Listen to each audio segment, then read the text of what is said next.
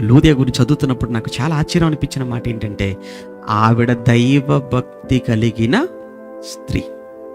దైవభక్తి కలిగిన స్త్రీ. ఆ దైవభక్తి కలిగిన స్త్రీ తను రక్షణలోనికి వచ్చి తన భర్త, తన పిల్లలు, తన కుటుంబాన్ని అంతటినీ రక్షణలోనికి నడిపించుకోగలిగింది. అమ్మా, ఒకవేళ నువ్వు ఈరోజు ఇక్కడ నీ భర్త రక్షణలోనికి రాలేదా? నీ పిల్లలు ఇంకా రక్షణలోనికి రాలేదా? ఒకవేళ భర్తగా నువ్వు రక్షణలోనికి వచ్చుంటే నీ భార్య ఇంకా రక్షణలోనికి రాలేదా? నీ పిల్లలు ఇంకా రక్షణలోనికి రాలేదా? నీ అన్న, తమ్ముడు వాళ్ళు ఇంకెవరు రక్షణలోనికి రాలేదా? వాళ్ళ కోసం ఆలోచించవచ్చు కదా, వారి కొరకు ఆలోచించవచ్చు. వారిని కూడా రక్షణలోకి నడిపించి మతం మార్చడం కాదు, మనస్సు మార్చడం.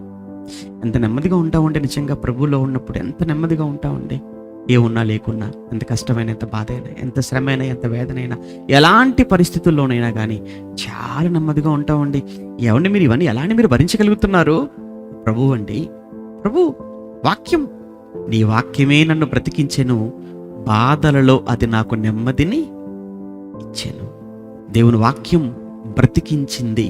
ఆ వాక్యమే ఎంతటి బాధల్లోనైనా, ఎలాంటి వేదనలోనైనా నెమ్మదిని ఇవ్వగలిగింది. వాక్యం మాత్రమేనండి.